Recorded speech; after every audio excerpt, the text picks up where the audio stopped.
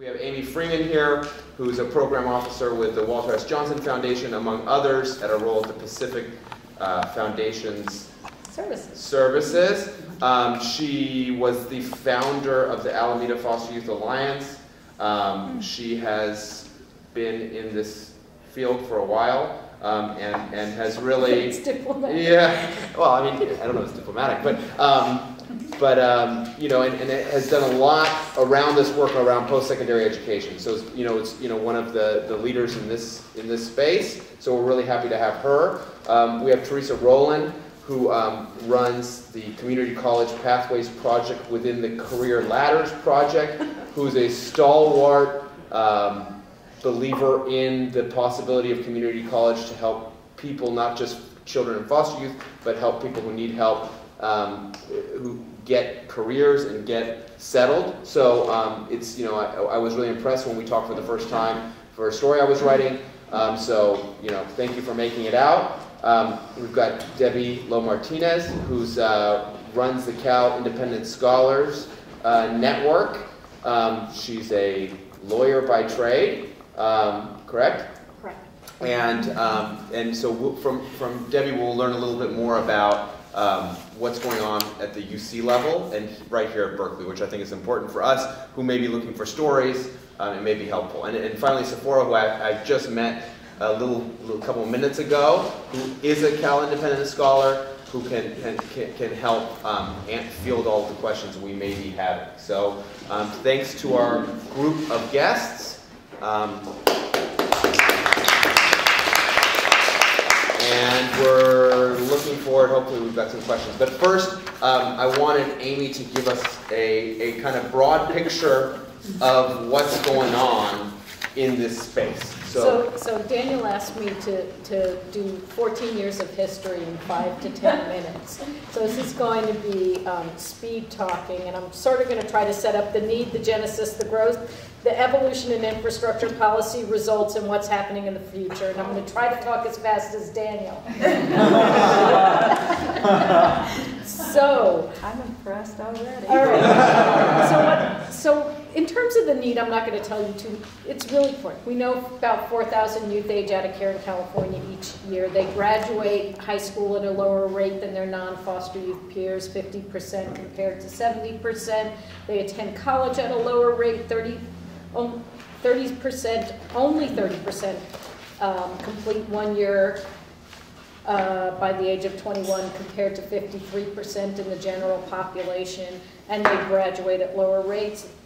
The ranges, the data is really fuzzy on this. No one's got it down, but like somewhere between 1 and 11% of foster youth graduate college, compared to 30% of the 25 to 29-year-olds in the general population.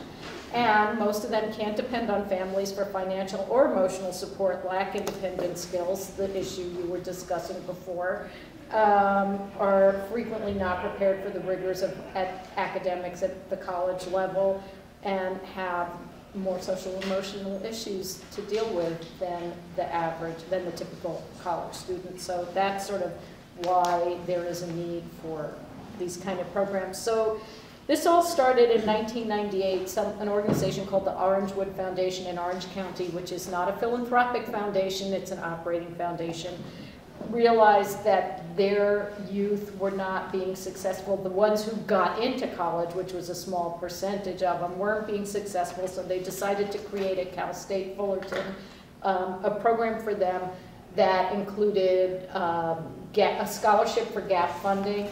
It included a dedicated campus support person, one-stop shopping, year-round housing, financial aid, planned transition, so there were bridge programs, academic and career counseling, personal guidance, counseling, supplemental supports, and opportunities to be part of a community and leadership opportunities. And this was 1998, one program, 42 students.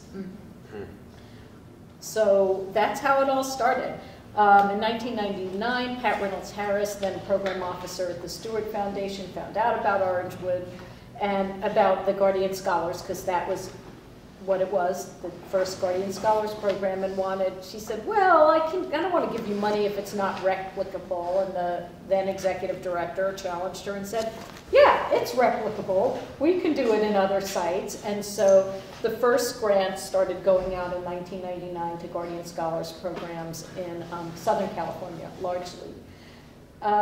So then by 2004, my predecessor at Walter S. Johnson, Dennis Udall, approached Terry Cook at the Stewart Foundation and said, yeah, these Guardian Scholars programs are really great, but what about getting them up into Northern California? There's nothing happening in Northern California. So Dennis and Terry did something at Oakland in Preservation Park, and they invited people from community colleges, from campuses, from child welfare agencies, everything. And I was there in my former role as executive director of Alameda County Foster Youth Alliance. And Jean Howard did a presentation on Guardian Scholars and got all of us up here up north really psyched about getting some campuses. In fact, Sacramento people still owe Michelle Burns from Honoring Emancipated Youth and me dinner because we got the Bay Area program started first, but I'll let that go on. Anyway, so that we got San Francisco State claims to be #1. They were neck and neck with Cal State East Bay. San Francisco City College got started.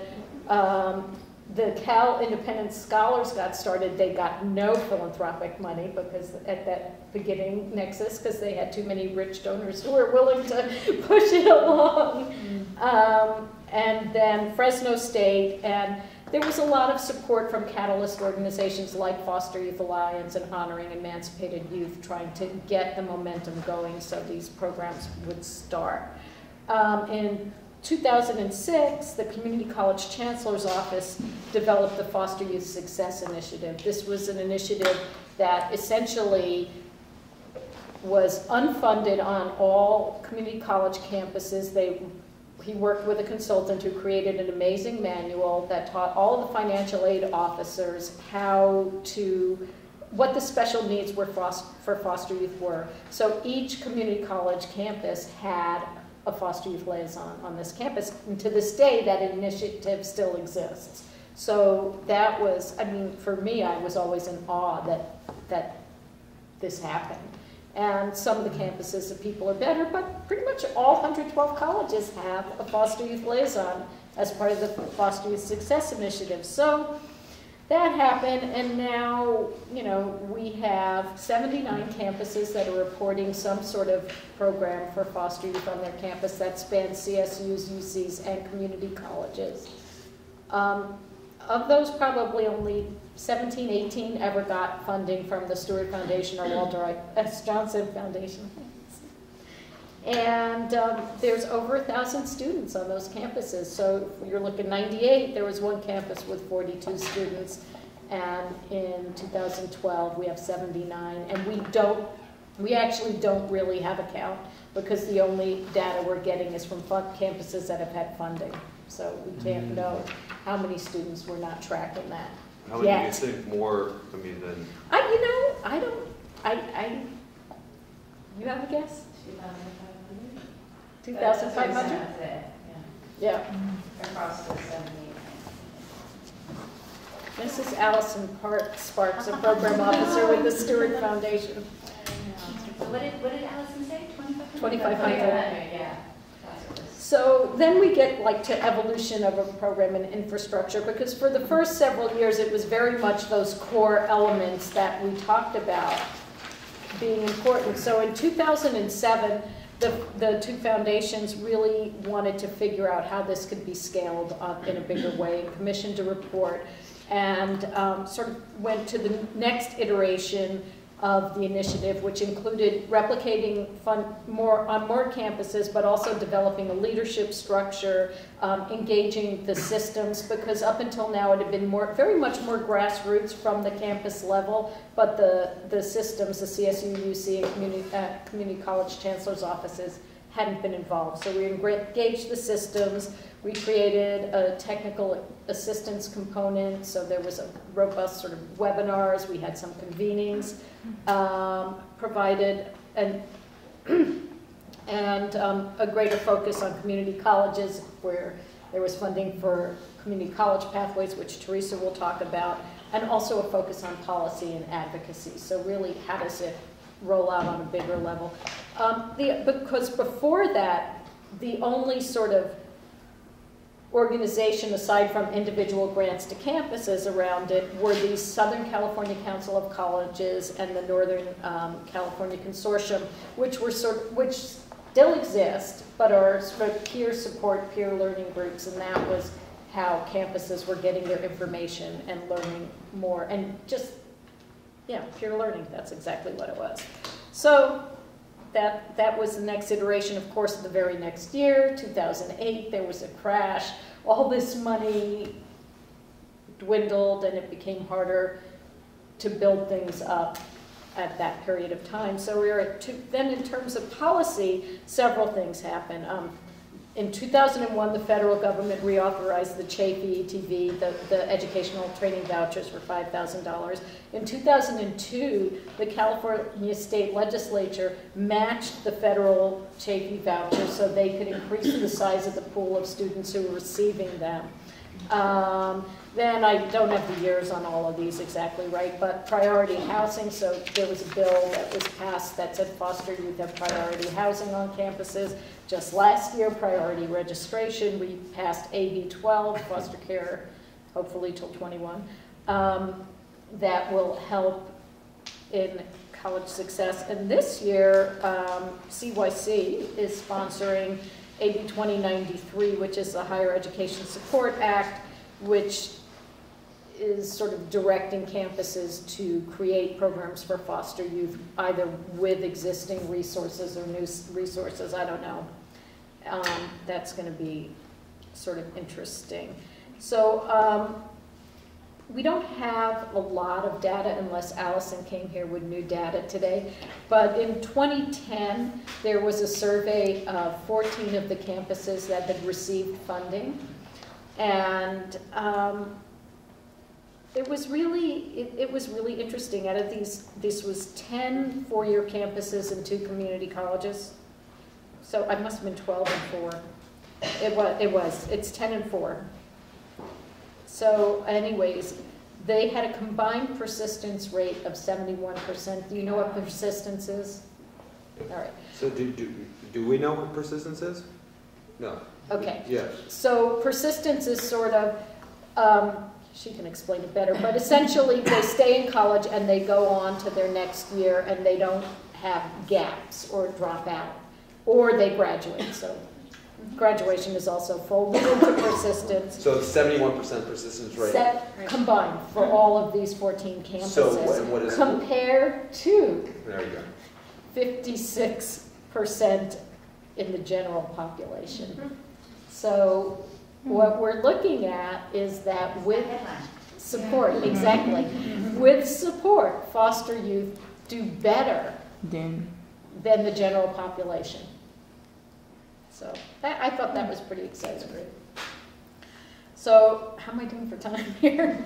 Well, I mean, you know. So we're going for, I have we're done. That was my big headline moment. But we're moving forward with a new iteration of college pathways. We don't have it all ironed out, but one of the things that we had to consider now, given the changes in the economy, the cuts to the public systems, is that just throwing in large infusions of cash without being thoughtful is not going to build programs that are sustainable beyond the life of the grant. So we're really looking at how we can provide grant money to seed programs that are sustainable on campuses that will survive these fragile economic times. We're going to invest in new project management. There will be new funded campuses. There will be a robust training and technical assistance component.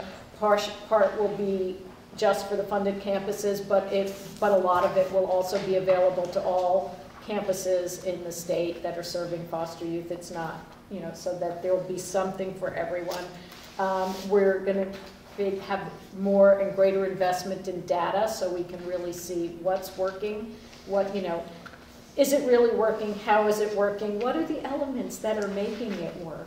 All of that stuff, because we've started, but we're going to build that out.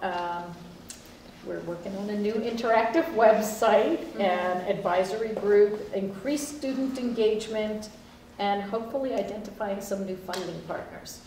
That's all I got. Great. So that kind of tees up Teresa pretty well, because you're talking about sustainability, and I think what was really impressive to me was what the community college pathways is able to do with so little. I mean, largely because of this existing network of different programs that have created the positions and the people on the ground with some know-how. But you guys have been really good at kind of accessing those people and then turning them into great resources and really flipping the script. So if you could tell us about your work. Sure. and everything else. Absolutely. Thanks so much. I'm Teresa Rowland, and with the Career Ladders Project. We're a nonprofit based in Oakland, but we work on a statewide basis. Allison and I have been on so many calls, so I just have to say hey, because this is like face-to-face. And Devin Werble is my colleague, and she's based in Los Angeles. She's a former Guardian Scholars Program Coordinator. Thanks for being here tonight. With her expertise, the Career Ladders Project works on strategies to strengthen approaches through community college and their various partners, including other segments of higher education, workforce partners, and industry. And we foster educational and career advancement through research, policy initiatives, and strategic assistance. And in general, we advocate for college and career pathways that serve disenfranchised populations, first-generation students, and we stand for access and supports to encourage those students to be successful and find high-wage careers, break out of a cycle of poverty, and bring families and communities out of poverty. So it was with great zeal that we were funded by philanthropy, by the Walter S. Johnson Foundation, by the Hewlett Foundation, Stewart Foundation in 2009 to launch community college pathways. I passed around this flyer, and I have several more. I don't know how many of these reach the back row, but if you want to raise your hand, Devin, to make sure to get these to you. So as Amy was mentioning, up until the time of CCP, there were individual campuses focused with resources to do concerted effort to have a direct program on the campus. But what we've been working with CCP is create a learning community of colleges, get modest funding to 12 colleges in the state, and we did an intentional survey about who would be invited to participate. We have a mix of rural and urban, large and small institutions, to really look at strategies that would be sustainable, low cost or no cost, in order to elevate and focus on foster youth access and completion. So I'm probably going to just wait for questions to fill in a little bit about what we did, but I want to talk about the importance of this. And community colleges, by and large, who we do serve as non-traditional students. So the non-traditional student looks very much like a foster youth. We have a lot of support services, access, faculty, work with underprepared populations, students of color, language issues, basic skills. So really when youth come to a community college campus, it has a very vibrant community feeling, and students are fitting in. And it's also very career focused. We're really interested in making that impact with youth that translates to financial gain. So we want, community college has a great career in technical ed along with transfer. So there's multiple milestones that youth can take on and be guided by that will both help them with their long-term goals as well as short-term financial needs to earn wages and just to sustain a lifestyle.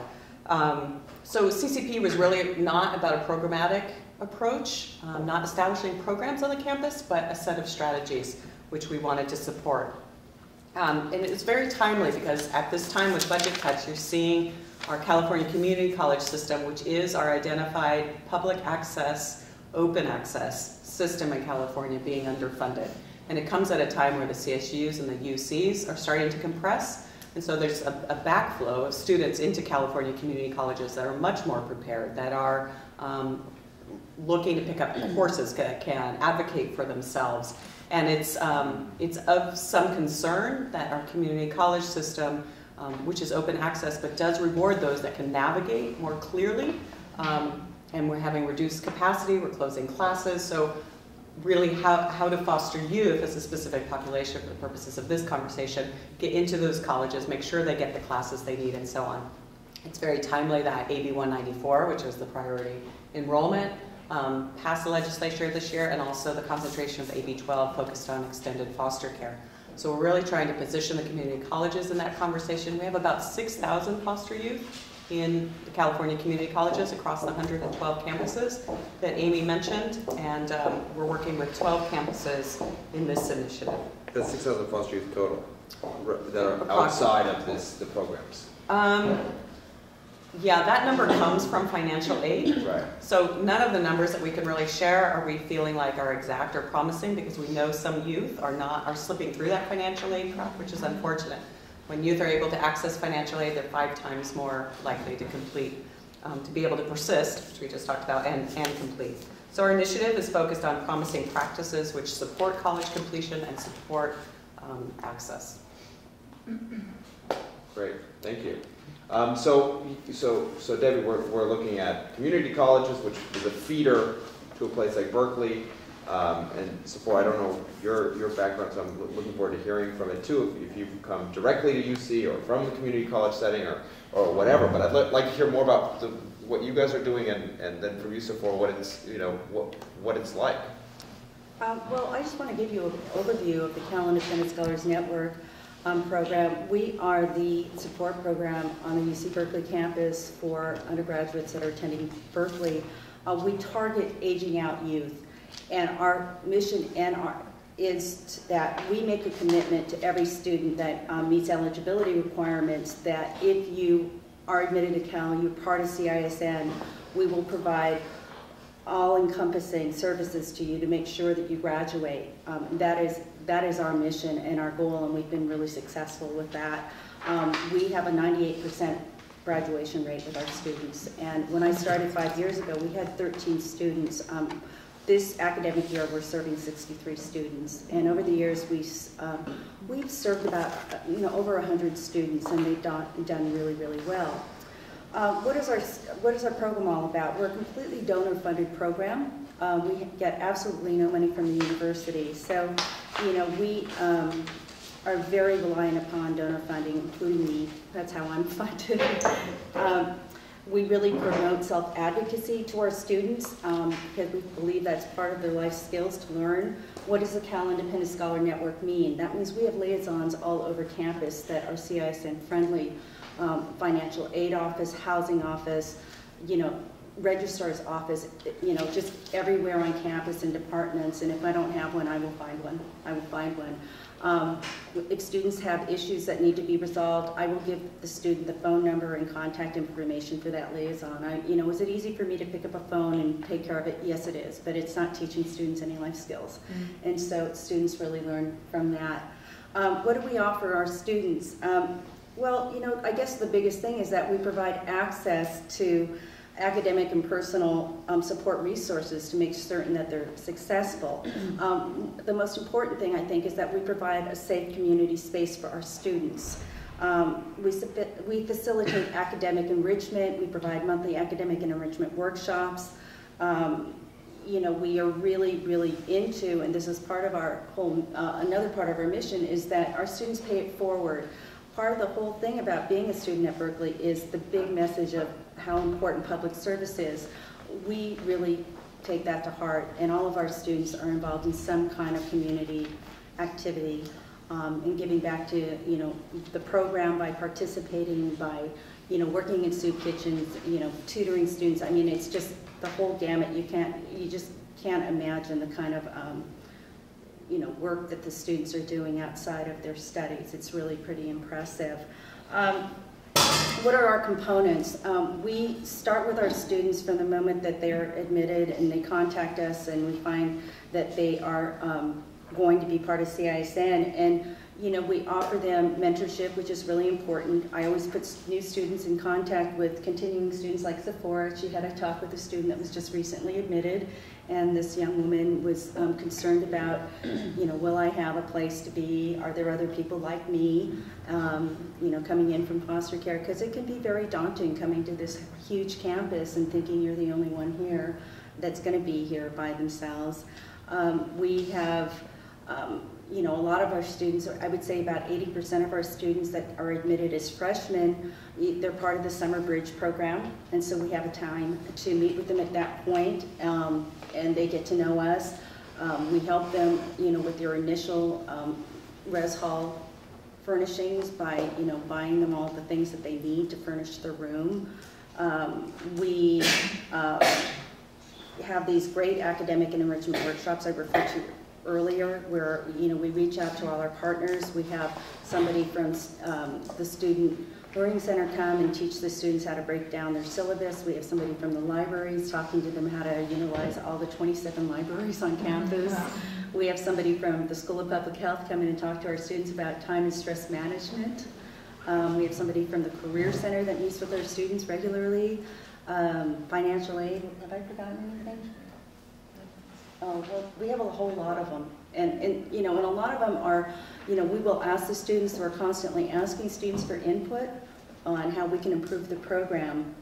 You know, other things that we help our students with, I like to say that we try and help students normalize their experience here at Cal.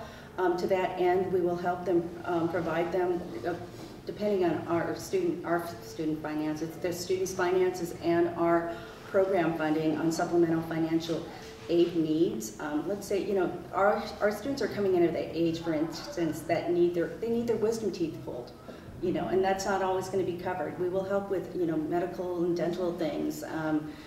You lost your retainer, or, you know, maybe you need help with something else. We will do that. We help them with the books and supplies the entire time they are here.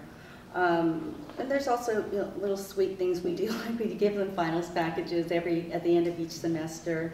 And we also, you know, we really try and have a lot of community building events because we think it's important for the students to feel that they have a safe community. You know, our students are doing well academically. We monitor grades. You know, I monitor them every semester. If I see a dip in a student's grades, I know that something's up. You know, and we want to know that, you know, I'll call the student in and ask them, you know, what's going on, what can we do to support you, and then we go from there. You know, I think that's about it. Did I forget anything? Okay. Great, thank you. Thank you. Now, I mean, so we've seen really big picture. Right. Big picture. You know, campus level picture. Right. And now individual picture. Well, you know, can I say just one more thing? I'd like to say that we have about 63 students right now. The majority of our students, over 70%, are former foster youth. The other cohort are students that are entering the university as orphans. And so they also make up part of the CISN program. We do have some transfer students. I wish I had more. But my numbers have gone down, you know, within the last couple of years of the number of former foster youth that are transferring in, and I'd really like to see that change.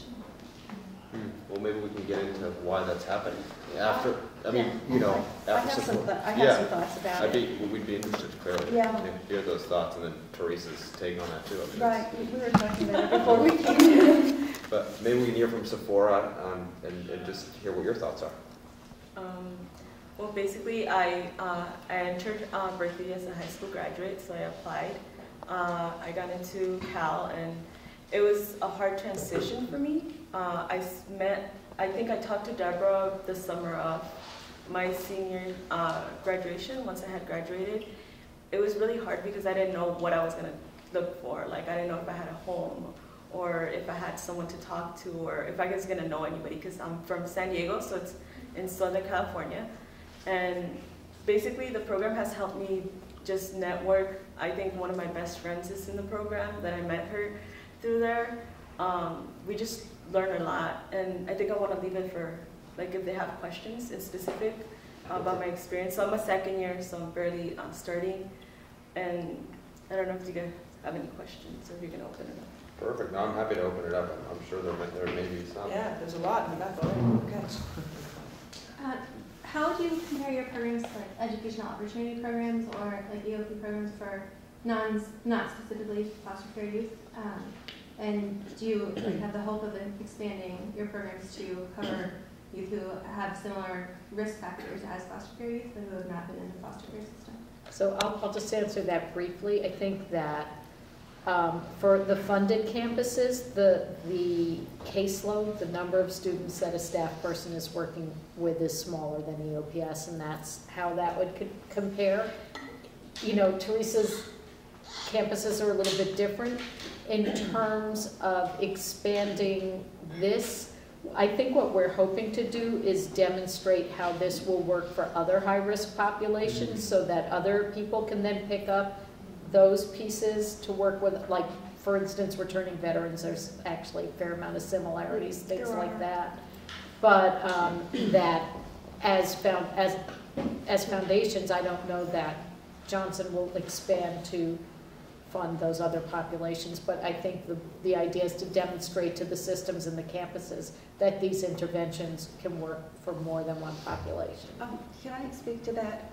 Also, you know, when you were talking about expanding, I think that you should also know that within the CISM program, 100% of the students in that are Pell eligible and EOP students, and so there's a lot of overlap. Yeah, there's a lot of overlap.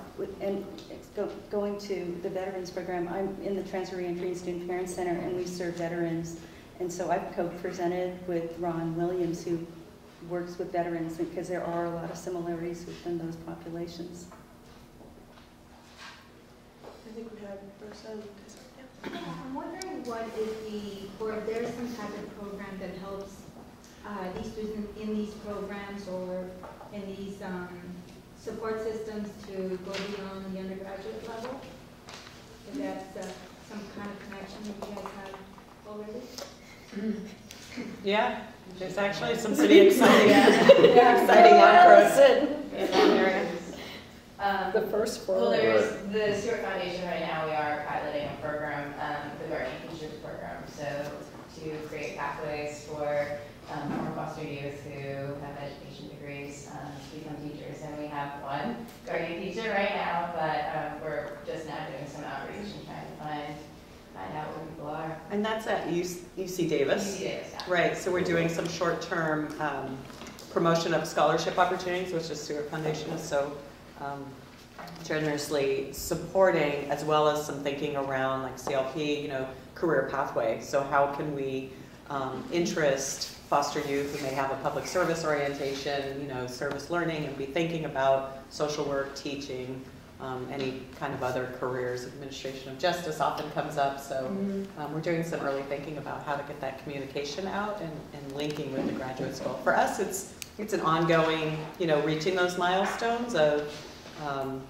degree, you know, even at the community college, it could be a career technical ed certificate in early childhood education, but, you know, certificate, degree, transfer, bachelor's degree, and graduate school is kind of a lifelong path, and we talk about it early on. My question is for you, Sephora. A lot of the times we talk about foster youth and needing that sense of stability or that sense of family. And I just wanted to know, coming from San Diego, did you come from an area in which you didn't have that sense of family, and that was one of the reasons that it was extremely important for you to find it coming here? Or I think at the end of like my senior year, I had someone that I was really close to. So just parting ways from that person was very hard. So trying to find someone here on campus that was about, you know, had the same support and just to able to talk to was very hard. And that's what I was looking for. So once I had, I actually started in the fall, Deborah knows, and Deborah likes to tell a story to every like student that comes in. I was like, I literally came in crying saying, I want to go home. I just want to leave. And it was very hard because I didn't know what to expect. Like I was in the dorms and people were just like coming in, but they like had their families come over. And for me, like, I didn't have someone to leave me and drop me off. So it was just very emotionally, I was not stable, and then taking classes here at the UC was like, they were extremely hard, and I was like, how am I gonna do it? And just having someone to go to, Deborah's office is always open, to just talk to, cry, I don't know, laugh, scare her, like, it's just, it happens. It's just something like, it makes me feel at home. Like, I go back home and I'm like, I'm gonna look forward to someone. Like, I came in today and after my spring break and I saw her, I'm like, yesterday I was just thinking of going home again. And she's like, well, you know, I was gonna come get you. And she always tells me that. And just having that sense of like, someone to talk to. And she's like our mother. That's what like all of us, we see her as. I have another question. Sorry, guys. It's connected. It's two. So one is short. So are you still close with your foster family that you have in San Diego? I'm close, yeah. So what ended up being my foster family was my best friend's mom and her family. So I'm very close to her mom and my friend who's also going to college. But yeah, I am close. And then my last question, I promise I'll give the floor up, is when, like you talked about your academics and it being hard being at a UC, and I know, Deborah, you said that you check grades every semester to make sure there isn't a dip, but do you find that your professors are sensitive to your background? Are they aware that you are a foster youth, or how do you approach that when you were having difficulty in the beginning? I think that most of my help came not from the professor, because they are very intimidating, at least to me they were. I think the help we found was like the SLC, like finding resources with the speakers that came in, how to break down a syllabus, that really helped me out, and it brought out a lot of help. And then also like the SLC has a lot of tutoring. I live in the dorms, so the dorming has tutoring. And just getting together with friends from the program that actually had the same classes, breaking down reading, like, oh, you read this chapter and we'll get together and we'll discuss both chapters. I think that also helped a lot, just networking within the program. And then I had a quick question regarding any linkages or any, is it part of your strategy or design to maybe eventually reach backwards? We talked about going forwards through graduate student, but what about college readiness and linking with programs like that and making a smoother, making some kind of thoughtful connection with college readiness? And then eventually, I would say all the way to keep going back. Yes. But there's a big drive, this idea from cradle to college, right. and so I'm wondering where that definitely. It's a really good question, and we are. Stewart Foundation but Stewart Foundation, by the way, is a bigger foundation than Walter S. Johnson, so they have a little more money than us. And they actually have a pre-K through career pipeline. Wow. So they're working on trying to figure out what are the things in the pre-K through 12 that are working, that are helping foster youth. There's a huge data linkage project that I meant to talk about that finally the California Department of Education and the California Department of Social Services are linking their data so they can crosswalk their data, and that's huge to be able to see how foster kids are doing in K through 12. We have other investments with CalPass, which is a voluntary data system but has data from all community colleges, most of the UCs and most of the CSUs, that we can get sort of aggregate data when we flag foster youth in the system. We don't get individual student data, but we can see as a group how they're doing and how they're doing across longitudinally, K through 16 or K through 16, that's about it. So there's a push to see how that works. And just to jump in, legislatively also, California was way ahead of the curve with AB 490 and this whole notion of educational stability, and that's kind of echoed in federal law. So California on the legislative side has also been a little bit ahead of the game. Of course, there's an enforcement issue, and we do not have enough attorneys representing kids in this state or country. So while you do have good legislation on the books, but in terms of the narrative, it's definitely one that's going to much more focus on creating this kind of educational pipeline. And I'm sure that while Amy quotes the 1 to 11% college graduation rates, that wide variance just says we don't know. But you know, I think that you know, I always think when people love to thought 2% of foster youth graduate from college, which I think is just, you know, no one knows that. No one knows that, right? So anyway, I mean, I think it's interesting. Getting back to a comment that I think Anna made, and the latest research on what is being called the income achievement gap. So even outside of foster youth, just people that have that come from disadvantaged backgrounds, have similar risk profiles, but aren't necessarily in foster care. I think that this is potentially a model that could be applied more broadly, and I think it's really important work. And you know, I think foster care, I'm not sure what it is because it's carved out by the government, that it's able to put some of these systems in place. It's kind of exciting though to hear you doing that. That's part of the reason why CLP is involved in something as specific as foster youth work, because of that broader application and the interventions that work for this population are transferable, and all students benefit from that. Our executive director, Linda Collins, is often quoted as talking about learning communities, which is really effective. Sephora is talking about, you know, how do you build a cohort in a classroom, you know, study together and so on. But learning communities is often a strategy that we leverage in the community colleges to get youth linked into programs that exist already on the campus, and it works for Yale students. So why wouldn't it work for, you know, California community college students? But that's exactly how they designed the Yale undergraduate education. I guess for me, like the issue that I'm looking into right now is like with immigration and foster youth. So I was just wondering, is there any attempt in like another program like to outreach to undocumented foster youth in a way?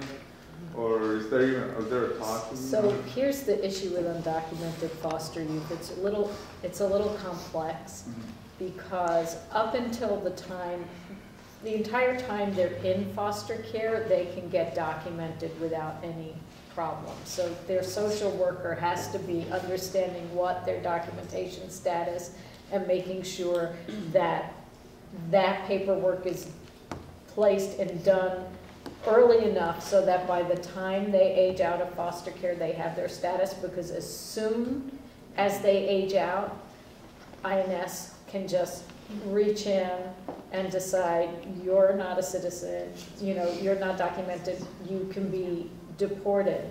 But the whole time they're in care, and they may be deported to a country where they don't have any connection with anyone and they don't speak the language. So, I mean,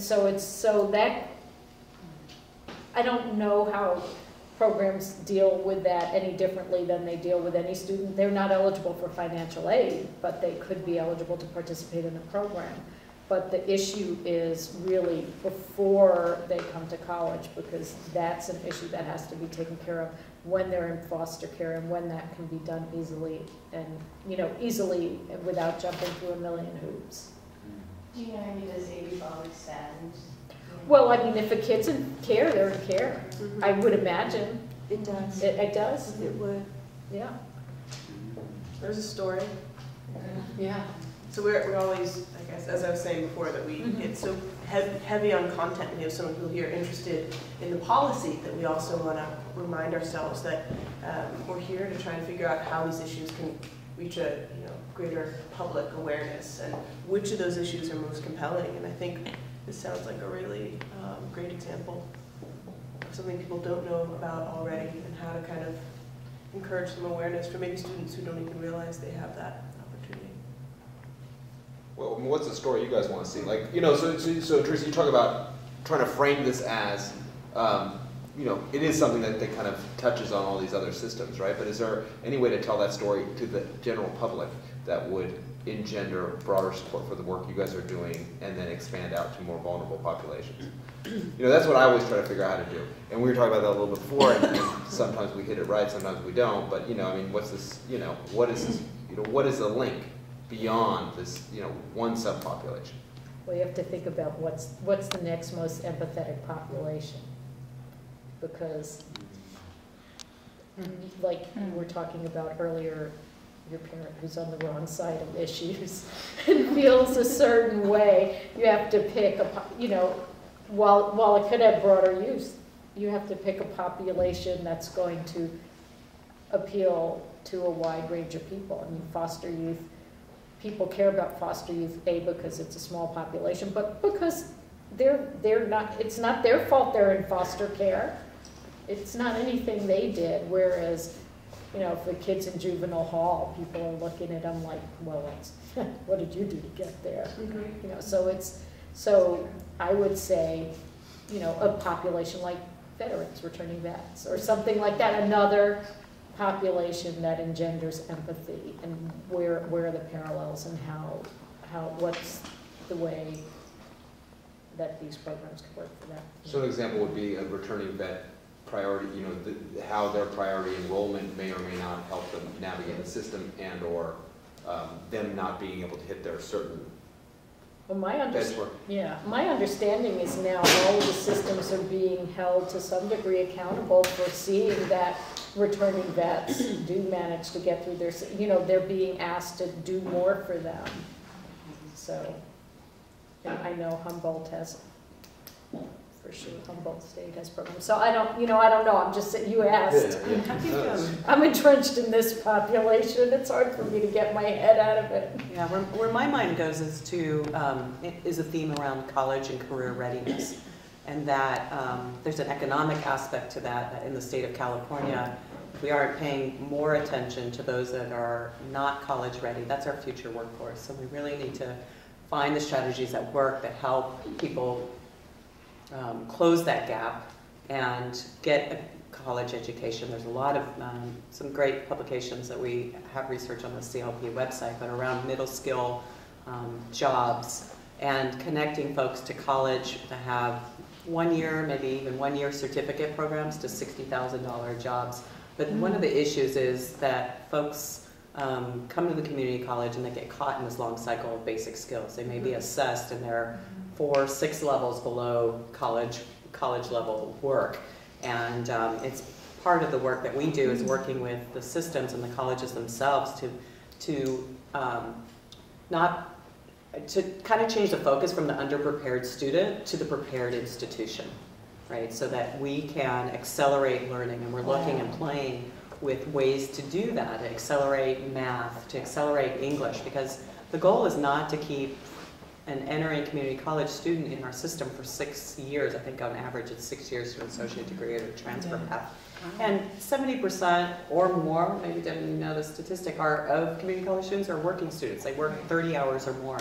So we're talking about a working student population, fairly non-traditional, you know, could be older, re-entry, but really how are our systems and our colleges readying and preparing so that they aren't caught in this long cycle of, you know, 6 levels below, 5 levels below, and that has to be a sequence that they have to do. So there's some innovative things that we're working with statewide to trick that up. I think Walter S. Johnson's funding some of that work. That's another area of our funding. We do a lot of funding at Community College Success for the broader community college population, not just foster youth specific. And we're funding a number of accelerated basic skills or remediation, however you want to call it, models that are, rather than trying to teach people everything they never learned, teach them what they need to be successful in their coursework in 1 semester instead of in 3 or 4 semesters, and the statistics on that, which I'm not going to cite them because I don't have them all off the top of my head, but in general, the students who go through the single coursework in either English or math, which is always stat path, not calc path, statistics path. What's statistics path? So most students, or many students, don't really need to know calculus to be in college unless they're getting into fields that you have to know calculus. For most students, statistics is enough math for them to have, so that, but now the push has been in the United States to have every student be on a calculus path through high school into college. I didn't make it past trigonometry. Well, yeah, I me did. either. I put myself on the lower track None at of us Berkeley would High be School. sitting here now, Daniel. But that's the way the K12 education is pushing now. And so you get these students, and they're not going to be going into science and technical, engineering. They're going to other fields, and so they have this one semester remediation that will get them statistics ready in math, one semester remediation that could get people, reading and able to write and analyze for college level. To varying degrees, maybe not UC Berkeley, but CSU. And the statistics are that students are getting through their first college level course with a C or better at like 2 or 3 times the rates of students that are on these longer remediation tracks, because they just fall out. The more semesters you have to go through to get to a college level class, the less likely you are ever going to be to get there. Anyways, sorry. That was a long answer. That really really segued into the question that I've been having in my head trying to frame. And what I keep thinking about is we always talk about comparison in this class, about comparing a non-foster student that's had the same hardships or similar hardships to a foster youth that has had really detailed hardships or whatever. But I keep thinking about the foster youth that have both foster youth that have had similar backgrounds, and they've come to this place where they're at the college level or community college level, but one is able to continue on the track and hopefully filter into a university, and you have one that's stuck in that cycle. And I want to know, how do you reach them before, like you said, they keep going in the cycle and then you completely lose them? And I think that's just something for me, and we talked about it a little earlier today, how do you reach that group that's in a sense falling out of the system because they're stuck in this cycle? And I'm so happy you explained that, because I didn't know, and I wonder why some of these youth, my foster sister I have has been in 3 years now, and it doesn't look like she's any closer. So that made it very clear, but I just want to know, how do you not reach them? Because pretty soon it's 6 years and I'm just now getting an AA, and then you want me to go for another 2 years to go after this BA and maybe another 4 for a PhD. So right. I'd love Devin to field that question, Okay. just to respond from a very practical standpoint. Yeah, so some of the, from the community college standpoint, there's a couple programs that are looking at matriculation. So right at the front door, when applicants apply, they have this orientation in the beginning, and they do a 1-week boot camp of how to be college ready, how to navigate the system, how to navigate college, and in that they're identifying these folks and putting them into kind of like a learning community where they get connected in a cohort type environment, and then they put them into something that is somewhat similar to AccuPlacer. Do we know what AccuPlacer is? It's the community college system that places them into what level they're going to go into English and math.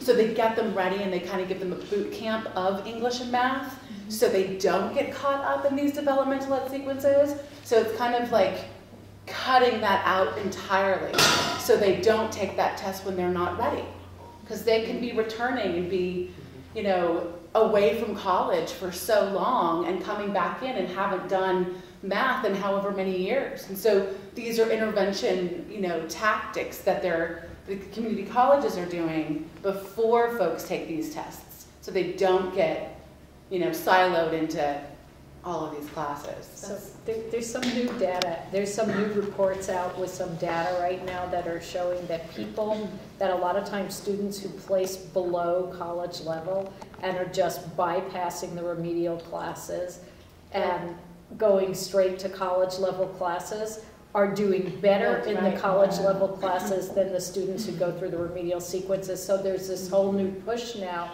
to look at, rather than making all the students take the AccuPlacer test or something like that, look at transcripts, GPA, and other factors as predictors of success in college courses, rather than these AccuPlacer tests. It's a really, this is pretty hot off the press research. How students are getting assessed in higher ed right now is a big topic of conversation.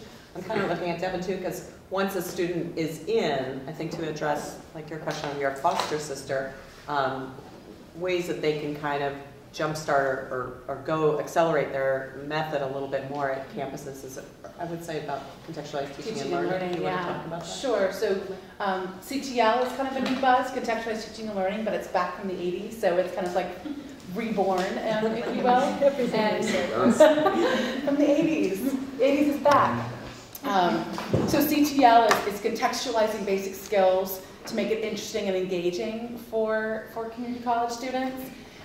For instance, if you took a math class and you put it in the context of the automotive technology field, so students are getting math as it relates to their career track, which in turn makes it relevant and interesting and engaging for them, and that then accelerates them. So they're actually looking at contextualized teaching and learning as an acceleration strategy, so again, they don't get caught in these. Yeah, there's a lot of like writing and research kind of classes to a social justice theme. Right. You know, it just really engages. It makes the work very relevant. Right. And students are able and more motivated and accelerate in their learning.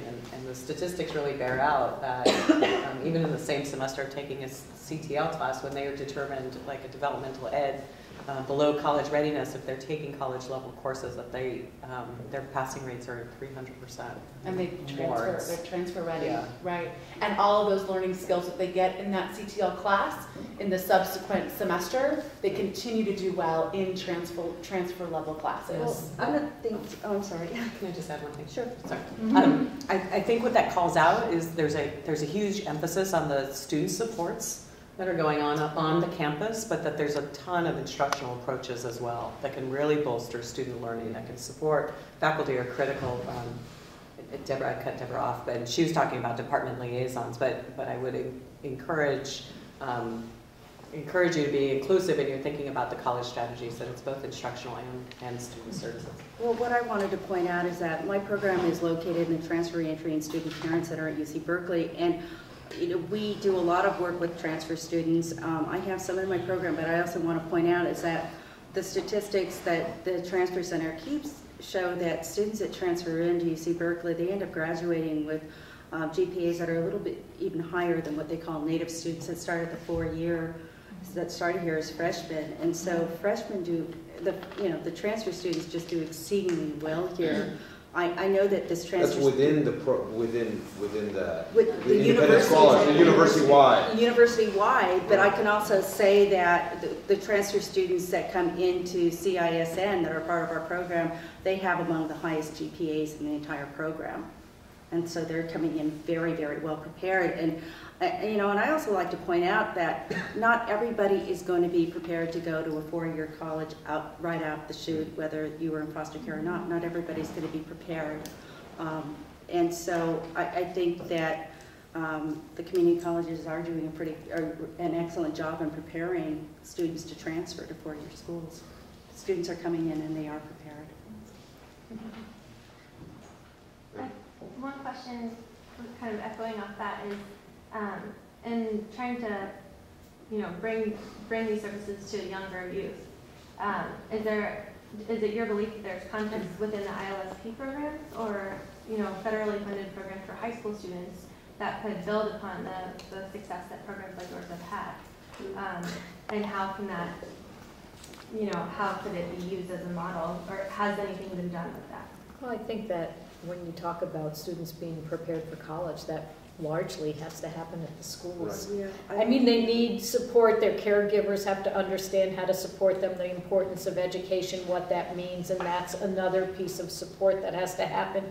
But you can't just say it's the ILSP program's responsibility to teach, to make sure that students are prepared for college, because that's not what they do. So you have to start working with caregivers early. So caregivers who may not have been in college or even graduated high school understand that this is a possibility, this is an ambition, and help them learn how to support the kids who are in their care, and then help the schools not just support foster youth. I mean, schools are not doing a good job with students in California, period, except in affluent neighborhoods pretty much. So I think that, you know, so I don't think that it should be on the ILP. I think wait until kids are in ILP, it's too late.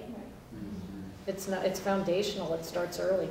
More foster kids in pre-K, in nursery school and pre-K, preschool, that's critical. That's learning time that they've missed, I mean. So.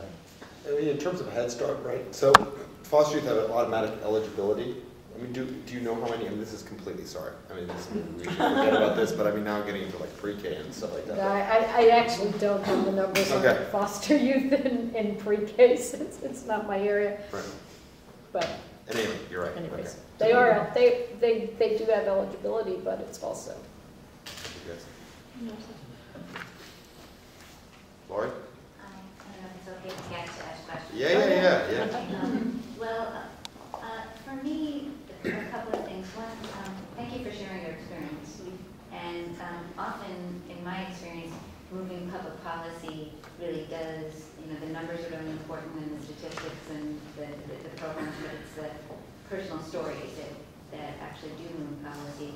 So one thing I was also curious about is, you know, very poignant thinking about you starting college and not having somebody there to, you know, help you unpack your room or put up your room and things like that. And I'm wondering in the identification of your peers in the community,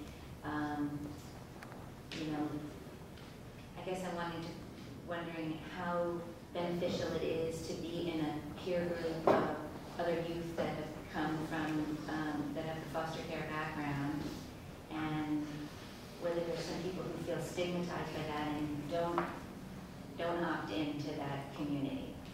You know, I'm sort of wondering about, you know, when we're talking about the normalizing of the experience, but how beneficial is it to have that peer group, other people who really get that poignant moment you had that other people might not have had?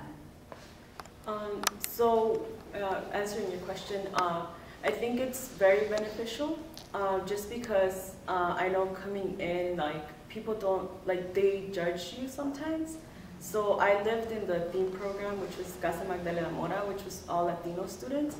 And although I could relate to them because of my ethnicity and my background, there's many things I was not able to tell them because I either didn't know how they would react or how it would be, because they had their families. So I think I looked upon one of my peers in the program that had already been here for a year. And I think talking out my experience and also hearing back from her was very beneficial because I was like, I'm not the only one. And now, like, we always like have like our regular lunch, like, let's go talk, or like we'll text each other or call. Like, it's very beneficial because I've seen like a lot of people living in dorms again this year that don't have that support and that sometimes are struggling and don't know, like, oh, where am I gonna go get my next books, or how am I gonna do this? And it's one less worry for us that although like we would have it, thanks to the program we don't. And our peers are really helpful to get to like networking and finding other places on campus. And you know, in answer to your other question, there are some foster youth on campus that have been contacted, that have spoken to me, and for whatever reasons they've chosen not to be part of CISN. Our philosophy is that the door is always open and you're always welcome. And so, you know, I've had students that we've written to in, you know, freshman year, and they might come knocking on the door junior year. Or I've had students that come in holding hands with another student that's eligible, and the student was just kind of shy about coming in. And when they find out that I don't bite, and that, and that, you know, it's a very safe place to come, they're okay with it. And so, you know, we have a very open door policy, and we really want students to know, okay, you might change your mind, and if you do, that's okay. And if you don't want to be a part of us right now, that's okay too.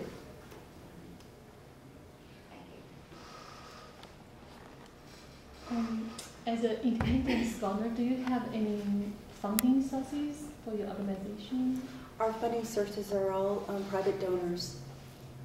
They're all private donors. I would work very closely with development people on campus. The Chancellor Bergeneau has been one of our most stalwart supporters of the program. But you know, it's mostly, it's all donors. We're completely donor funded. Is there any funding from the government? No. No? No. No. It's all, you know, grants, some grants, but it's all personal donations from donors. Okay, so I still curious about how you work with those foster youth to how you lead them through the 4 years college life. Oh, how do we get them through? Yeah. The most important thing is that one, there's a safe community. There's other students. We meet. You know, we have dinners. I always write them, even if it's, you know, they've already been to like 3 career center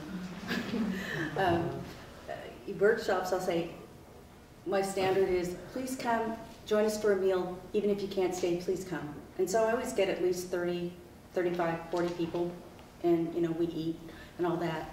And so how do we support them? It's mostly, it's just a matter of letting students know that there's all kinds of resources for them. If they're having, let's say that you're taking a calculus class and you're having difficulty with that, SLC isn't working for you because it's very difficult to, you know, work in a group. We'll provide tutoring, private tutoring. If you need some help with some bills that you're having some health issues, we will help you with that. So there's some, you know, supplemental financial aid. We will help the students with assigning a personal mentor to them the entire time they're there. Every year I do a training during the summer with myself and another dependency attorney who's very familiar with the foster care system. We train people during a day of training, and we take them through the whole dependency system. If you have a student that has been through the foster care system, this is what the student went through. We go through a lot of different issues regarding privacy and confidentiality, and how, you know, whatever they do, the student's privacy is the most important thing, and then they have to be very respectful of that. So the student there's a lot of personal support around that. You know, the workshops are really great because it teaches students how to navigate through the university, and it also opens doors for them. We encourage students to, you know, participate in all kinds of different activities. Right now, we have, our first ASUC senator, Kevin Williams. He ran and he won, which is a really big deal. He's part of the program? Yes. Okay. He was supposed to come tonight. He was trying to come, so. So he's ASUC president? No, a senator. Senator. Yeah, okay. He's a senator. And so, you know, it's just different things like that. It's, you know, it's the different components of the program support the students in every conceivable way, from mentorship, academic enrichment workshops, personal referrals, all over campus, supplemental financial aid. And so the students just, you know, it's really very comprehensive. How have the students been doing that have graduated from the program? Do you keep pretty close touch with Oh, it's funny that you ask. Right now, I have a student intern that's doing a study on that for me right now. Great. And so, you know, I have a student right now that was actually a transfer student. She transferred here when she was 16 years old, and she's now a graduate student at Stanford getting her PhD in chemistry. Wow. Yeah, she's like my wow kid. she's really my wow kid. I have another student that is waiting to hear from some law schools. I have another student that just graduated this December, and he's been accepted to the University of Chicago in physics for PhD program. Wow. So yeah, they're very accomplished.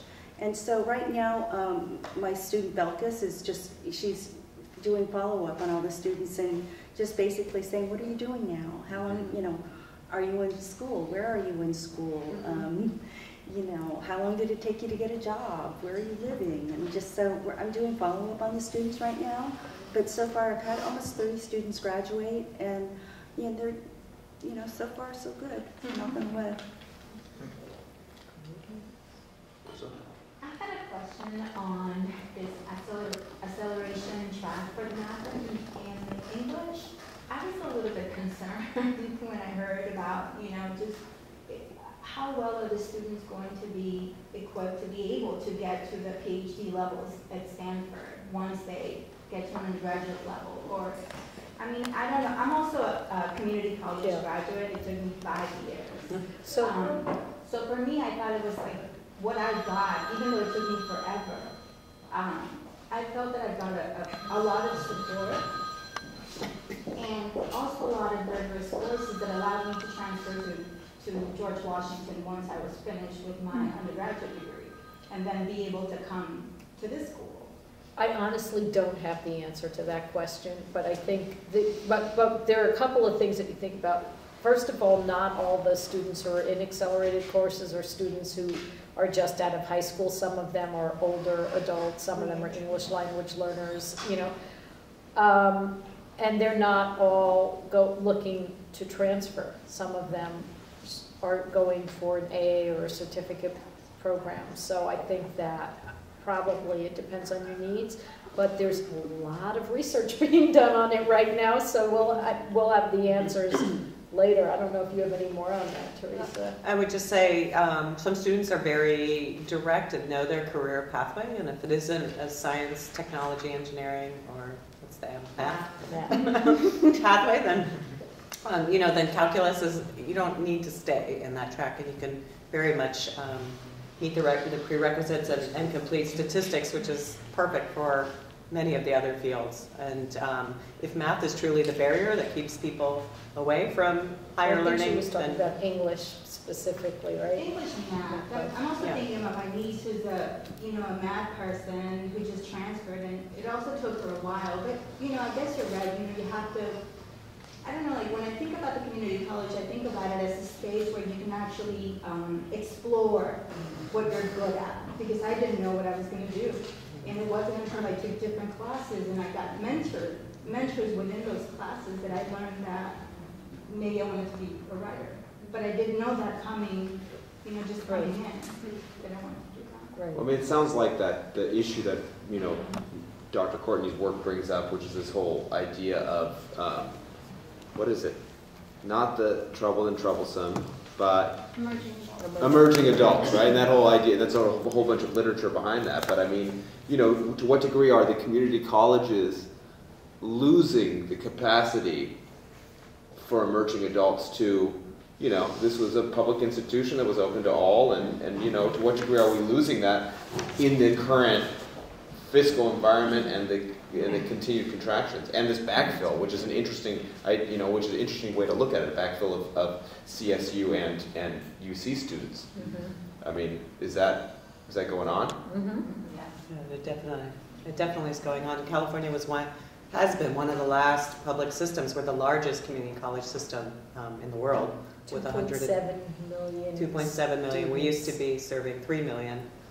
But due to the underfunding now, those numbers are shrinking, and we have reduced capacity. And actually in California, we're having some really deep dialogues about the rationing of public education, post-secondary education, which the community colleges have always been the vehicle to allow anyone to get a college education. And now there's critical lines, critical shortages of classes. And for those students who aren't strong advocates, don't have an advocate that knows how to navigate the college world, it's something of concern. Yeah, and there was recently the federal budget bill that recently passed had some kind of language in it that, and I have to find out more about this, that used to be that you could go to community college without a high school, you still can go to community college without a high school diploma or a GED, but starting July, you're not going to be eligible for financial aid if you don't have a high school diploma or a GED at community colleges. And the caveat there is that the GED programs are pulling back. There are fewer and fewer avenues for someone to get a GED. So it's a catch-22 situation there with, you're not eligible for aid if you don't have this, but you can't get it. Adults and disconnected youth have always been able to access the adult ed system for GED, for coursework, for remediation, but that adult ed in California has been practically defunded. So as community colleges are having this conversation, and one of the things to know about community colleges is we're organized in 72 independent districts where we don't operate like a system. Each of those districts has a lot of autonomy. So each district is having their own conversation about how to cope with the budget cuts. Some districts are saying we're cutting out all our ESL, English as a second language classes. We're cutting out developmental ed. These are the conversations we're hearing around the state, and they're making those regional conversations. But there is no other place, because adult ed has been defunded, they're saying, well, someone else is going to serve the English language learners. Someone else is going to serve those that need to be remediated. But who? Yeah. CSU and UC saying the California community colleges are doing it. If we don't have the funding, we've got a serious gap of in education. I mean, the one story I have to throw out there while we got it on the table, but you know, what Amy's talking about, Ryan and I looked at, Ryan called up Michael McPartland and got some backstory on that, but that's true, right? So if you don't have a GED or high school diploma, you cannot get financial aid. You said that students are 5 times more likely to matriculate and persist if they have financial aid, right? So I mean, you know, what kind of, you know, dumb situation is that, right? So I mean, I think that a story about that would be very good if anybody's interested. And you could probably call up Michael McPartland at San Francisco City College, Guardian Scholars, and get a good story. Or Teresa, and she'll probably be able to help. Yeah, the neat thing about Michael is he's from financial aid, but is now a counselor by trade and runs the Guardian Scholar program at City College San Francisco. Great resource. Serves on some statewide work too. Yeah.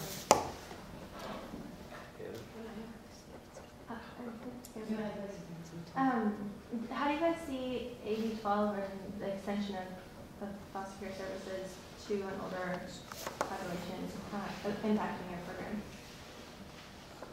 Well, you know what? Since it just went into effect January 1 of this year, I'm just starting to see it trickle in. I just have a few students that it's affected. I think it's all good. I think that what I'm seeing, though, is that students don't really know what AB12 is, and they're not getting very good explanations from social workers or their lawyers about it, and that's a great, great concern to me. We're, CLP is playing a role in regions pulling together, excuse me, community colleges and universities in regions to have this dialogue around extended foster care. So John Burton Foundation has some great information, and if you go to fosteringconnections.org. Or after 18. Oh, after 18. As well, there's a few great videos that are all youth friendly and give you a really streamlined. We're trying to grow that conversation on a regional basis so that we can have regional responses for youth, bringing in child and family services, institutions of higher education, and saying, well, what does this look like for these youth as they're rolling, they're phasing it in. So that 18-year-olds now are the leading class. Well, the numbers are not in yet on how many youth are staying in care. It's a much higher uptake rate than anticipated when they were passing the legislation. Well, you had to keep it down when we were talking about it because, you know, they don't want the fiscal well, number no, to be too yes, high. we had to keep it down, and also, I mean, that's by design, by making it an opt-out program instead of an opt-in program. You have to be a little proactive not to stay in care. So, I think they were looking at the Illinois and New York and what the rates were to anticipate what California rates were going to be. Right. But are you anticipating more people in your program who have been in foster care, or are still? I don't know, because you still, I mean, if you want to get into a CSU or a UC, you still have to be eligible for entry. You can always go to a community college provided and get financial aid provided you have your high school diploma or GED. So I think that the issues are I think that the money will help. Like, wow, those payments will really help when students are in college, but the pipeline is still not fixed. I think post-secondary ed is one of the qualifying eligibilities under the extended foster care work, completion of GED or diploma. I think county by county, we're trying to get some good information. I was on a call with Sonoma County. They have in the county of Sonoma 40 youth that are aging out this year. So the scale, is. I mean, we're not talking about hundreds of students wanting to go to Cal State Sonoma or Santa Rosa Junior College, but we're talking about, a cohort of 40. So trying to sort out what the impact on the institutions. I think it's a little early. I think it is too. Yeah. I think it's also, there hasn't been any definitive answer on how, like, housing payments are going to be treated. So they're really trying to decide, you know, are these exempt funds under Title IV-E? And so that's a really big deal right now. And that's going to be a real big determining factor for, I think, some students, because students are always concerned about their financial aid packages and will this money be dinged against them? And so, you know, that's a real big deal. Okay, one last question Just from Ms. Sparks. One question, because it hasn't been brought up, is, and I think it might be oriented, is the business community, and I think there's a real role for the business community to play in supporting, you know, helping youth cross the finish line, because we're putting in all these resources to get them into college, but with it already being impossible to get a job. And actually in Washington State, we're funding an organization that has a career readiness and recruitment initiative.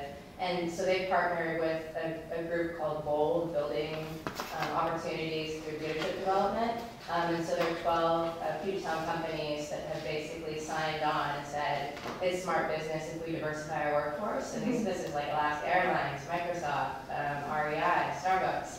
And so these companies are basically offering monthly tours to foster youth who are in the program. They're having HR representatives help them with writing their resumes, and then they're also having the youth come and talk to the heads of like PR in these companies and talk about their experiences and what they think some of the barriers might be for foster youth applying for employment to these companies. So we're hoping to see some pretty positive results from there. I mean, that serves exactly what we're talking about, contextualized learning, persistence. If you know you might have a job when you graduate from college later today, and then also they have a component of mentorship. So the youth then that go into those companies then will mentor youth who are in the colleges. So that creates the safe community that we're talking about also.